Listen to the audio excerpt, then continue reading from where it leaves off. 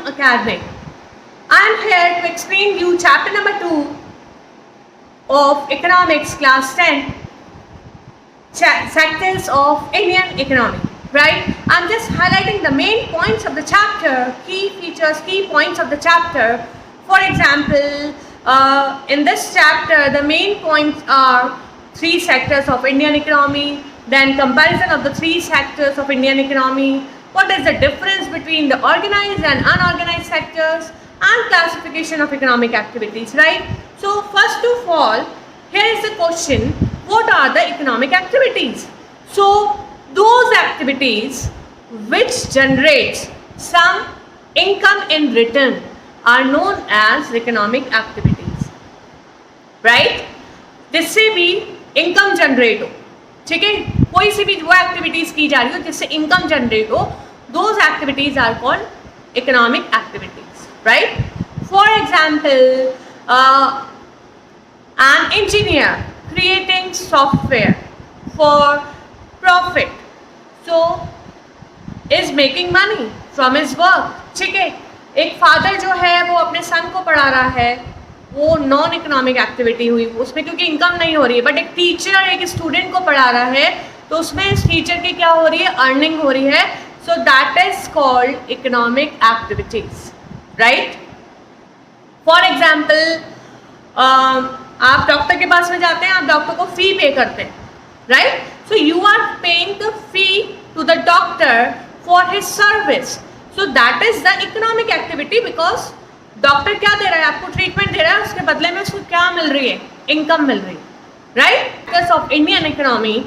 So basically here is the question that what is the difference between the economic activities and the non-economic activities, right? So economic activities, I think this is clear to you. So economic activities are the activities which gives income in return, right? ठीक है, कुछ ना कुछ उसमें earning आपका होगा, that is called the economic activities, right? Eco word जो आपका है वो किससे रिलेट करोगे आप, इनकम, राइट? इकोनॉमिक्स में हम क्या पढ़ रहे हैं, बेसिकली इनकम के बारे में पढ़ रहे हैं, राइट? चाहे वो कंट्री की इनकम हो, चाहे वो पर कैपिटा इनकम हो, right? So basically economic activities are related to the earning, right? You are getting something in return, right? in terms of in monetary terms we can say that, right? And if I am talking about the non-economic activities, so non-economic activities are the activities which do not give any income in return, right? For example, a father teaches his son, so अब father अपने बच्चे को पढ़ा रहा है, उसमें कोई income generate नहीं हो रही है, ठीक है? मम्मी आपका खाना बना के दे रही है, उनको कोई इनकम जनरेट नहीं हो रही है, ठीक है? Son is washing a car, right? उसमें कुछ इनकम जनरेट नहीं हो रही है उसकी, ठीक है? तो आप जो भी डोमेस्टिक एक्टिविटीज़ कर रहे हैं जिसमें कि इनकम जनरेट नहीं हो रही है, मैं यहाँ पे डोमेस्टिक एक्टिविटीज़ को हाईलाइट नहीं कर रही हूँ, यानी कि वो सारी एक्टिविटीज़ जिसमें कि इनकम जनरेट नहीं हो रही है उनको हम बोलेंगे non economic activities, right? So I think this is clear to you, क्योंकि 1 मार्क में ये आपका क्वेश्चन आएगा, what is the difference between the economic activity and the non economic activity. हो सकता है कि आपको क्वेश्चन आ जाए, फॉर एग्जाम्पल आपका जो सेट ए आने वाला है उसमें एमसीक्यूज आने वाले हैं, तो मे बी ये भी हो सकता है कि आपसे एमसीक्यूज में ये पूछा जाए कि a father teaches his son, so that is the economic activity और non economic activity. So answer is non economic activity, because father is not getting something in return, right? और अगर आपसे पूछा जाए अ टीचर्स स्टूडेंट्स, राइट? एक teacher student को पढ़ा रहा है, तो वो जो एक्टिविटी है that is the economic activity, yes that is the economic activity, because teacher is getting something in return, right? Now let's talk about the different sectors of Indian economy, right? For example, if I am talking about the primary sector, right? If I am talking about the primary sector, you know that there are 3 sectors of Indian economy. I think आपने 8th class में भी पढ़ा है, आपने 7th class में आपका agriculture वाला chapter था 8th क्लास में, उसमें भी आपका ये आया था कि there are 3 sectors of Indian economy, ठीक है? तो अगर हम बात करें अब, now I'm talking about the primary sector. So primary sector को what we call that primary sector और agriculture related sector, right? So basically, और we can say that division of economic activities, primary, secondary and tertiary. So primary sector related to the farming activities, related to the agriculture, for example livestock, dairy, farming, agriculture, ठीक है, mining, which is related to the nature, all the natural activities, ठीक है, वो किस में आ जाएगी? आपकी primary में आ जाएगी, ठीक है. So primary sector is also called the agriculture related sector, right, or farming sector, right? And second, if I am talking about the secondary sector, so secondary sector is also called the manufacturing sector. Why we are calling secondary sector as manufacturing sector? Because क्या होता है, primary से हमें जो raw material मिलता है उनको हम प्रोसेस करते हैं, यानी कि input, process and output, right? जैसे आपने कंप्यूटर में पढ़ा है ना, इनपुट, प्रोसेस एंड आउटपुट, वैसे ही हम यहाँ पे अप्लाई करेंगे. For example, wheat is a product of primary sector, ठीक है, लेकिन आपने क्या किया? wheat से ब्रेड में कन्वर्ट कर लिया, ठीक है, with the help of machines. तो वो क्या हो गया?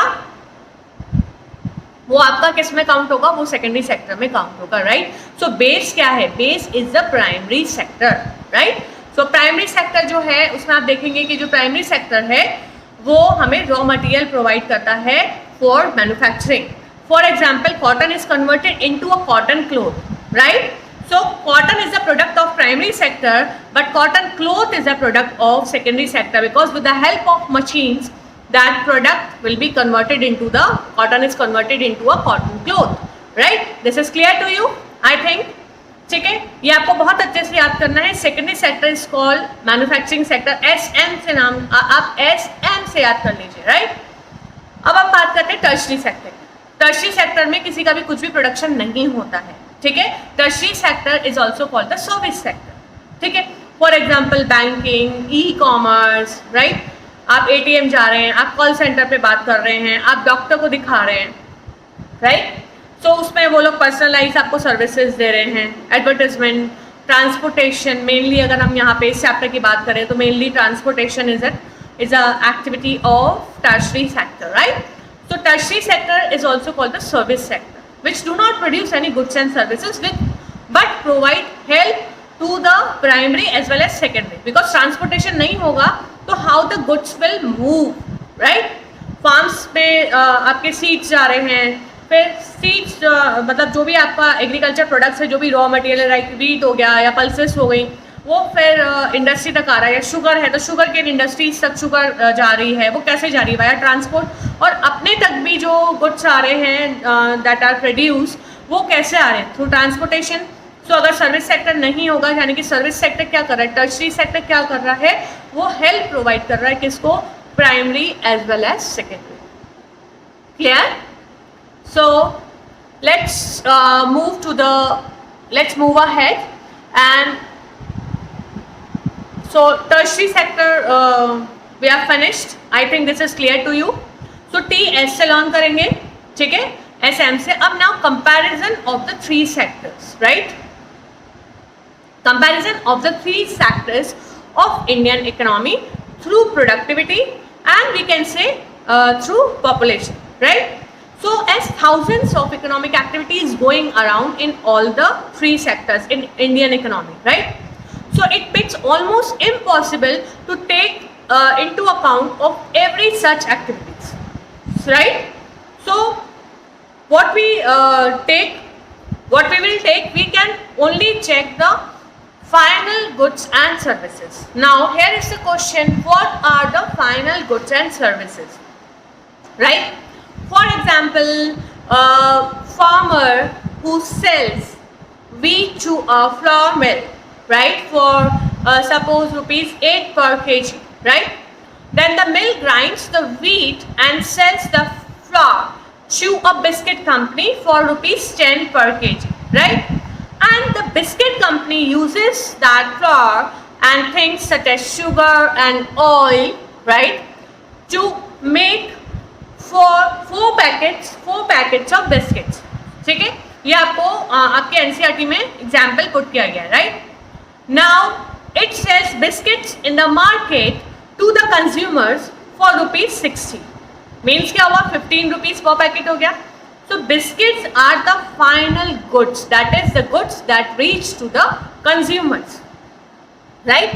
So here the question it is that if I am talking about the final goods and services, for example a paper mill produces paper, लेकिन पेपर से आप क्या कर सकते हैं, you can produce books also, ठीक है, लेकिन आप उससे कुछ प्रिंटिंग भी कर सकते हैं, राइट। सो पेपर जो है, paper is an intermediate product, not the final product. And hair I am saying that जो फार्मर है उसने व्हीट जो फ्लोर मिल को दिया है वो 8 पर केजी दिया है, लेकिन जब मिल ने ग्राइंड किया व्हीट को और फर्दर बिस्किट कंपनी को सेल किया आफ्टर ग्राइंडिंग, तो उसने 10 पर केजी बेचा, तो यहाँ पे 2 रुपीज एड ऑन हो गए, राइट। सो यहाँ पे जो फाइनल प्राइस हमारे पास में आ रही है, फिर बिस्किट कंपनी ने ऑयल यूज़ किया, मशीन्स यूज़ की और उसको 4 पैकेट्स बिस्किट के तैयार किए और 15 रुपीज़ पर पैकेट उसका चार्ज हो गया, यानी कि 5 रुपीज़ फर्दर ऐड हो गए, यानी कि हर एक स्टेप में वैल्यू ऐड हो रही है, राइट। तो फाइनल वैल्यू जो है हम उसी को ही काउंट करेंगे। जैसे मैंने पेपर का एग्जाम्पल दिया, तो पेपर जो है that is an intermediate product, because paper से आप क्या कर सकते हैं, फर्दर प्रोडक्शन कर सकते हैं, आप बुक्स भी बना सकते हैं और आप फर्दर उसको प्रिंटिंग के लिए भी दे सकते हैं, कॉपी भी बना सकते हैं, राइट। तो paper is an intermediate products. तो यहाँ पे जो प्रॉब्लम है डबल काउंटिंग का वो ना हो, ठीक है। To just remove the problem of double counting, हम क्या लेते हैं, हमेशा जब हम नेशनल इनकम फाइंड आउट करते हैं तो जीडीपी में हम फाइनल गुड्स और सर्विसेज का जो फाइनल प्राइस होता है that we will consider, right. अब हम अगर बात करें, ये तो आपको क्लियर हो गया आई थिंक कि डबल काउंटिंग नहीं होनी चाहिए। What is the difference between the intermediate products and final product, ठीक है, क्योंकि हर एक स्टेप में वैल्यू ऐड हो रही है, राइट। तो अलग से वैल्यू ऐड करने की जरूरत नहीं है, ऑलरेडी 8 का 10 हुआ, 10 का वो 15 हो गया, तो फर्दर जो है हर स्टेप में वैल्यू अपनी ऐड कर रहा है वो, राइट। तो यहाँ पे हम बोलेंगे बिस्किट जो है वो फाइनल प्रोडक्ट हुआ और वो नेशनल इनकम में काउंट होगा जब हम नेशनल मतलब जीडीपी में हम काउंट करेंगे, बिकॉज जीडीपी में हम क्या काउंट करते हैं, final value of goods and services produced during a year in that particular year, right? So I think ये आपको पूरा अच्छे से क्लियर हुआ, क्योंकि ये क्वेश्चन बहुत आता है, what is how we eliminate the problem of double counting, ठीक है, by just considering the final goods and final price of goods and services you can eliminate that the problem of double counting, ठीक है। क्योंकि double counting होगा तो आपका GDP गलत होगा, जीडीपी गलत होगा तो नेशनल इनकम गलत आएगी, राइट। तो इसलिए हम लोग एलिमिनेट करने के लिए the problem of double counting हम लोग क्या करते हैं, हम जो फाइनल गुड्स और सर्विसेज जितना भी उसका प्राइस आ रहा है that we will consider in calculating the GDP, right. और फर्दर फिर हम नेशनल इनकम काउंट करते हैं और further I will explain you what is the formula to calculate the national income, right. So I think this is clear to you, ठीक है। कोटा में भी मैं बच्चों को बहुत अच्छे से ऐसे ही समझाती थी और सारे बच्चे बहुत अच्छे से समझते थे और बहुत अच्छे मार्क्स वो गेन भी करते थे। आई थिंक आपके लिए भी फ्रूटफुल रहे लेक्चर, आई होप सो। और अगर मेरे चैनल को आपने सब्सक्राइब नहीं किया है तो आप सब्सक्राइब कर दीजिए, क्योंकि आगे आने वाली बहुत सारी मैं सीरीज आने वाली हूँ, MCQs भी आपको मिलेंगे, इवन इंग्लिश के चैप्टर्स भी आपको मिलेंगे और बहुत कुछ आपको सीखने मिलेगा, right. So if I am talking about the GDP, let's start the chapter new topic GDP. What is the full form of GDP? ये क्वेश्चन आ सकता है, ग्रॉस डोमेस्टिक प्रोडक्ट, ठीक है, इसको आपको लर्न करना है। तो ग्रॉस डोमेस्टिक प्रोडक्ट का अगर हम basically I can say that what is the definition of gross domestic product, GDP आता है, what is the full form of GDP, MCQ में आता है, तो आपको लिखना है gross domestic product. So the value of final goods and services produced in all the 3 sectors during a particular year provides the total production of the sector for that year is called the GDP of a country, ठीक है। तो हम अगर यहाँ पे अगर हम बात करें जीडीपी का, तो जीडीपी क्या है, फाइनल वैल्यू जो गुड्स और सर्विसेज का प्रोड्यूस हो रहा है हमारी कंट्री में पूरे ड्यूरिंग अ ईयर, तो ड्यूरिंग एट पर्टिकुलर ईयर, और फाइनल गुड्स और जो सर्विसेज है वो कस्टमर तक पहुंच रही हैं, that is called the GDP, right. So full form is gross domestic product, right.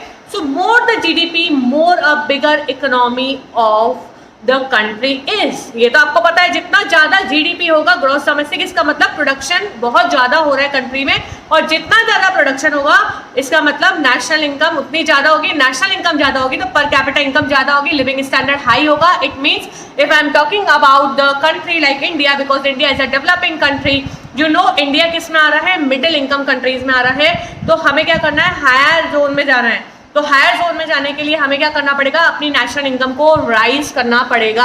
अगर हमने नेशनल इनकम को राइज नहीं किया, नेशनल इनकम राइज करने के लिए जीडीपी और नेट इनकम फ्रॉम अब्रॉड, आपको पता है ना what is the formula to calculate the national income, GDP plus net income from abroad. जो भी हमें बाहर से इनकम आ रही है डॉलर्स में, that is real income for us, और उसको हम टोटल पॉपुलेशन से डिवाइड, मतलब ये हम कैलकुलेट करते हैं नेशनल इनकम। अब हमको पर कैपिटा इनकम निकालनी, यानी कि एवरेज इनकम निकालनी है, एक पर्टिकुलर एक पर्सन की कंट्री में कितना कमा रहा है, हम एवरेज इनकम निकालते हैं, दैट इज कॉल्ड द पर कैपिटा इनकम।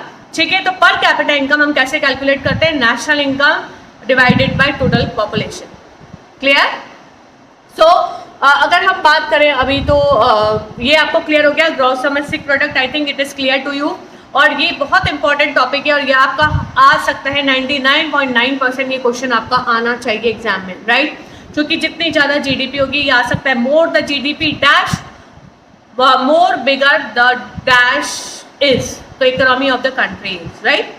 अब what are the historical changes in the three sectors, ठीक है? तो हम इसका पूरा हिस्ट्री पढ़ेंगे कि क्या चेंजेस आए। So at the initial stage of development primary sector जो था वो इंपॉर्टेंट सेक्टर था, इकोनॉमिक एक्टिविटी थी हमारी कंट्री में। अगर हम 1951 की या फिर हम 1951 से हम बोल सकते हैं फर्स्ट 5 ईयर प्लान स्टार्ट हो गए थे, और हमें ये बहुत अच्छे से पता है कि एग्रीकल्चर पे ज़्यादा फोकस किया गया था, ग्रीन रिवॉल्यूशन हुआ था। आपने 9th में वो चैप्टर पढ़ा है ना आपने? वो 9th में वो चैप्टर कौन सा था, the story of village Palampur, ठीक है? उसका लिंक आपको डिस्क्रिप्शन में मिल जाएगा। अगर कोई बच्चा 9th में है तो please share that video also. So जो ग्रीन रिवॉल्यूशन हुआ था मेनली हमने किस पे फोकस किया था, हमने प्राइमरी सेक्टर पे, आफ्टर इंडिपेंडेंस हमने प्राइमरी सेक्टर पे फोकस किया था, एग्रीकल्चर रिलेटेड एक्टिविटीज पे फोकस किया था ताकि हम सेल्फ सफिशिएंट हो जाए फूड ग्रेन्स पे, right? So people after that people started working in industries and we can say that they get also involved in transportation. So here transportation, that is service sector, that is tertiary sector. And if I am talking about the manufacturing, then manufacturing is what? Is in the secondary sector, right? It's a product of secondary sector. So different industry related to food processing, equipments, making textiles coming in large numbers, ये तो Britishers थे तब भी था हमारे यहाँ पे। So this led to start of services such as banking, health, education, ठीक है? हॉस्पिटल्स आ गए आपके। तो service sector has become the most important sector in terms of the total production and started employment and started giving employment to the people, right? So here I am talking about, if I am talking about the comparison of 3 sectors, तो आपकी जो book में mention किया गया है कि production तो सब में बढ़ा है, मतलब हर सेक्टर में ग्रोथ हुई है, like if I am talking about the primary sector, secondary sector and tertiary sector. So primary sector तो अभी भी मेजॉरिटी ऑफ द पॉपुलेशन किस पे डिपेंडेंट है, प्राइमरी सेक्टर पे डिपेंडेंट है, right? So because this guys unemployment, वो भी आपने पढ़ा है पहले, ठीक है? सो अगर हम बात करें बिकॉज ड्यू टू इलिटरेसी लोग बाग कहाँ पे प्रेफर करते हैं जाना, एग्रीकल्चर में। और इतने सारे अभी भी हमारे इसमें कंट्री में इतने सारे विलेजेस हैं, अर्बनाइजेशन बहुत ज़्यादा नहीं है, तो most of the people are dependent on agriculture और related activities, right? Secondary sector का हम बोल सकते हैं वहाँ पे भी ग्रोथ हुई है, टर्शियरी सेक्टर में भी ग्रोथ हुई है, लेकिन ग्रोथ तो हुई है, राइट? मतलब प्रोडक्शन तो इंक्रीज हुआ है, सर्विसेज तो इंक्रीज हुई है, लेकिन जितनी सर्विसेज इंक्रीज हुई हैं क्या उतना एम्प्लॉयमेंट इंक्रीज हुआ है? नहीं हुआ है, ठीक है? अगर हम कंट्रीब्यूशन देखें जीडीपी में इन द पीरियड ऑफ 1973-74 जो प्राइमरी सेक्टर था उसका मैक्सिमम कंट्रीब्यूशन था जीडीपी में, if I am talking about the year 1973-74। लेकिन if I am talking about the like 2013 और 2014 अगर हम उसकी बात करें, तो अगर हम देखें तो जो टर्शियरी सेक्टर है उसका मैक्सिमम कंट्रीब्यूशन है जीडीपी। अब here the question is why there are various factors behind that. What are the different factors which led to the shift in the contribution in GDP?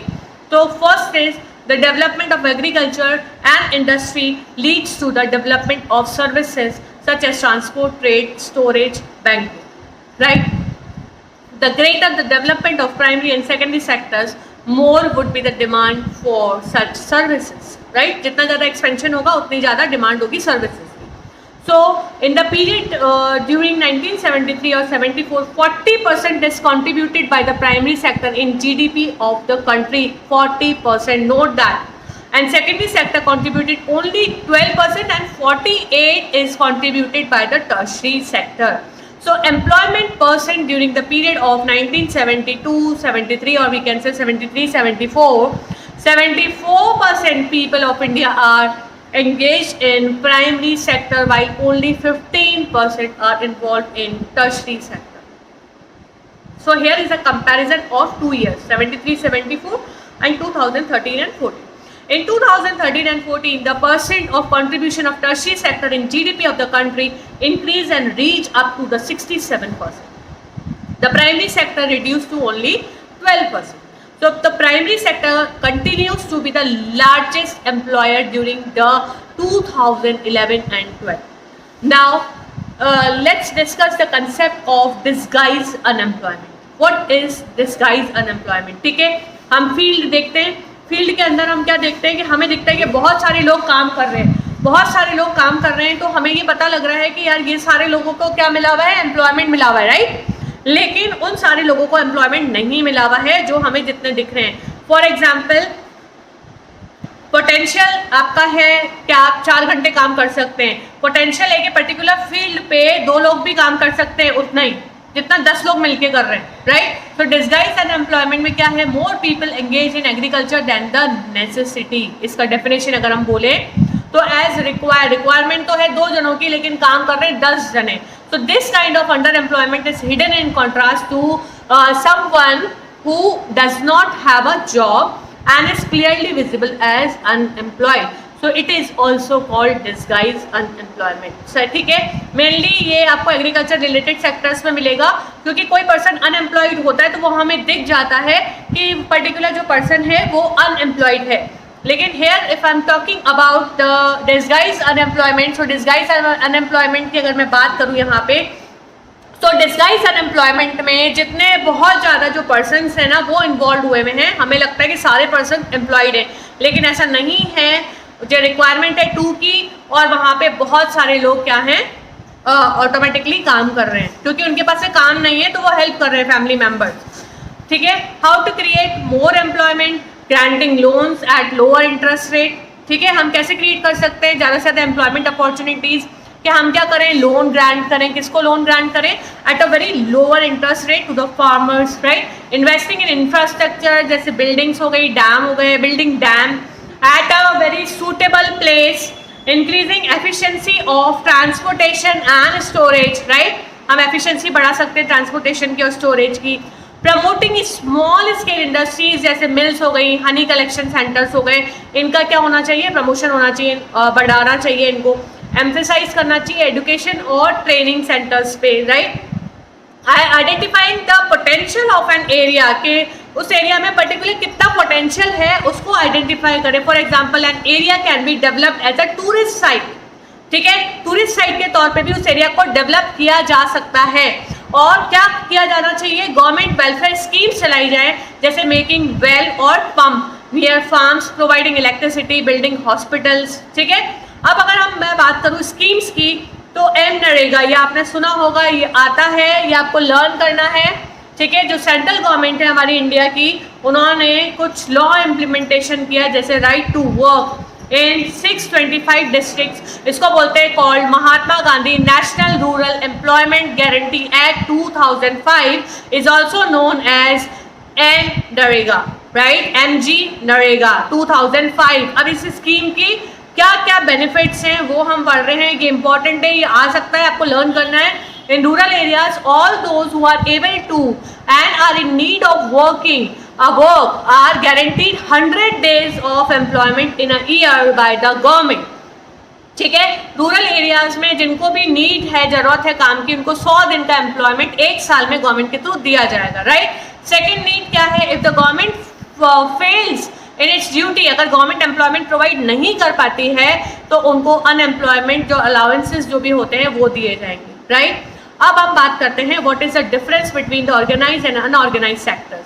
तो organise sector क्या होता है, वो sectors होते हैं those which are registered by the government and have to follow its rules and regulations, ठीक है। और अनऑर्गेनाइज सेक्टर क्या होता है, वो लार्जली आउटसाइड होता है, outside the control of the government, ठीक है। उनको हम प्राइवेट सेक्टर भी बोल सकते हैं, अनऑर्गेनाइज सेक्टर्स भी बोल सकते हैं, जिसमें गवर्नमेंट का कुछ भी रोल नहीं होता है। वर्कर्स जो है ऑर्गेनाइज सेक्टर में उनको सिक्योरिटी मिलता है एम्प्लॉयमेंट का, मैं डिफरेंस बता रही हूँ, लेकिन अनऑर्गेनाइज सेक्टर में किसी भी तरह का कोई जॉब सिक्योरिटी नहीं होता है। ऑर्गेनाइज सेक्टर में जो लोग हैं उनको फिक्स नंबर ऑफ आवर्स के लिए काम करना होता है, लेकिन आपको खुद को पता है अनऑर्गेनाइज सेक्टर्स में ओवर टाइम वर्किंग होती है और उसका कोई भी पैसा नहीं दिया जाता, उसकी कोई भी इनकम नहीं दी जाती है, राइट। अगर हम बात करें ऑर्गेनाइज सेक्टर में जो वर्कर्स हैं उनको पेड लीव्स दी जाती है, पेमेंट दिया जाता है during the holiday, provident fund provide किया जाता है, ग्रेच्युटी प्रोवाइड किया जाता है, मेडिकल बेनिफिट्स दिए जाते हैं, लेकिन ये जो हैं ये बेनिफिट्स ऑर्गेनाइज सेक्टर में नहीं दिए जाते हैं, ठीक है। एग्जाम्पल्स अगर हम बात करें ऑर्गेनाइज सेक्टर्स की, government employees, banks, file example जो है अनऑर्गेनाइज सेक्टर्स का वो कौन से हो गए, home tutors, person working in the stores, in small general stores, तो वो सब क्या हो गया, अनऑर्गेनाइज सेक्टर्स हो गए, राइट। अब अगर हम बात करें तो classification of economic activities into the sectors on the basis of who owns assets and is responsible for the delivery of the services, right. So activities can be classified into two types, right. Private sector, for example the government owns most of the assets and provide all the services, ये तो आपको सबको पता है। जैसे हम बात करें रेलवे की और पोस्ट ऑफिस की, तो यहाँ पे मोनोपोली नहीं बोल सकते, यहाँ पे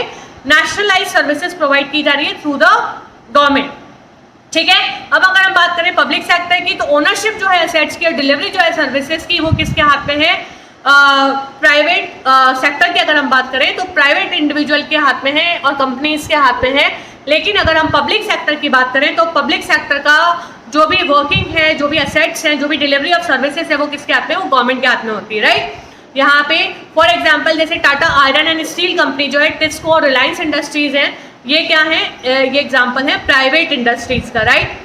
अब आपको अगर समझ में आया हो, ठीक है, if you like my content, और मैं ये देखती हूँ कि बहुत सारे जो लोग हैं वो अनलाइक कर देते हैं, मुझे नहीं पता कि इतनी मेहनत करने के बाद टीचर वीडियो बनाता है, आपको देता है कंटेंट, और उसके बाद भी आप अनलाइक करके चले जाते हैं, तो ये बहुत बड़ा, मैं आपको बोलूँगी कि आप मतलब video banana it's not an easy task, right, for a teacher. मतलब एक टीचर आपको यहाँ पे आके बहुत अच्छे से नॉलेज दे रहा है, बहुत अच्छे से गाइड कर रहा है, right. And I taught more than 10,000 students in Kota, so I think कि मैंने आपको बहुत अच्छे से एक्सप्लेन किया है। If you like my content then do subscribe my channel and do share this video with your friends and colleagues, ताकि उनको भी हेल्प मिल पाए, और आप सब्सक्राइब करेंगे तो उसमें आपका ही फायदा है। I am not forcing you to subscribe, if you like my content then you can subscribe to my channel, और आप मेरे चैनल को सपोर्ट करिए और मुझे मोटिवेट करिए ताकि मैं आपके लिए और वीडियोज़ बना सकूँ, राइट। कोटा में तो स्टूडेंट्स बहुत मोटिवेट करते थे और हमें भी अच्छा लगता था, क्योंकि स्टूडेंट्स को क्यूरियोसिटी रहती थी कि मैं और भी पूछूं, मैं और भी जानूं, उनके बहुत सारे डाउट्स रहते थे, और हम लोग डाउट काउंटर्स भी लगाते थे उनके लिए। और डाउट काउंटर आप मानेंगे सोशल साइंस का भी डाउट काउंटर फुल रहता था, बच्चे इतने क्यूरियस रहते थे जानने के लिए कि हम ये भी पूछें और ये भी जानें, राइट। वही मैं चाहती हूँ, वही एनवायरनमेंट में क्रिएट करना चाहती हूँ। I just want to build Kota's environment everywhere, ठीक है। वो जो एजुकेशन एनवायरनमेंट जो कोटा में था ना, वो मैं हर जगह पे बिल्डअप करना चाहती हूँ। मैं चाहती हूँ कि हर बच्चा उस तरह से पढ़ाई करे, उस तरह से प्रोग्रेस करे और आगे बढ़े। बहुत सारे बच्चे IIT क्लियर कर गए, बहुत सारे बच्चे नीट कर रहे हैं, राइट। और मैं आपके लिए भी यही मेरी शुभकामनाएं हैं कि आपको भी, आपका भी फ्यूचर बहुत ब्राइट हो और आपको भी बहुत अच्छे टीचर्स मिले, right. And do just like my video and hit the bell icon to receive more updates, right.